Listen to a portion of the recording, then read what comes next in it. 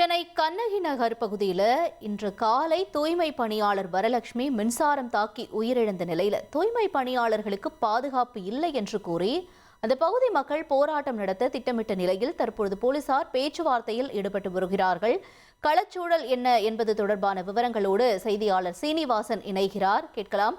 சீனிவாசன், வணக்கம்.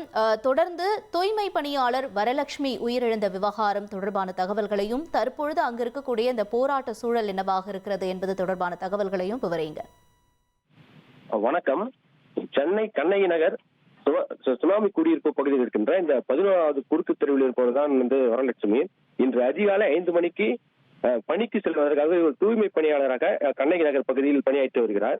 காலை 5 மணிக்கு தூய்மை பணிக்கு செல்வதற்காக வரலட்சுமி கிளம்பி இருக்கிறார். இரவு முழுக்க அப்பகுதியில் விட்டு விட்டு மழை பெய்திருந்த நிலையில் இந்த துறைப்பாக்கத்தில் 19.5 சென்டிமீட்டர் மழை அதிக அளவில் இரவு முழுக்க பெய்திருக்கிறது. இந்த துறைப்பாக்கத்தை ஒட்டிய பகுதிதான் இந்த கண்ணகி நகர். இந்த கண்ணகி நகரில் தாழ்வான பகுதியில் நீர் தேங்கி இருக்கின்றன, மழை நீர்.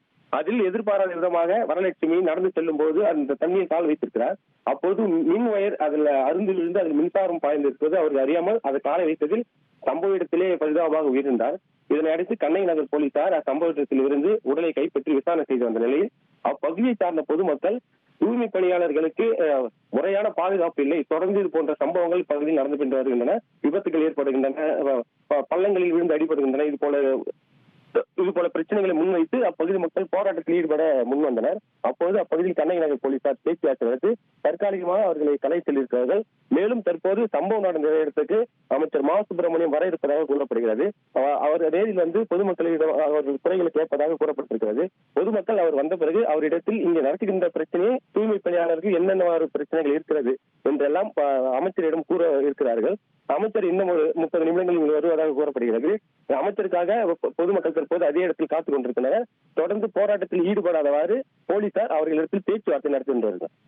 ட்ரெண்ட ஃப்ரெண்ட் ஆக்கிக்கோங்க. தந்தி டிவியின் சப்ஸ்கிரைபர்ஸ் அண்ட் ஃபாலோவர்ஸ் குடும்பத்துல நீங்களும் இணையுங்க.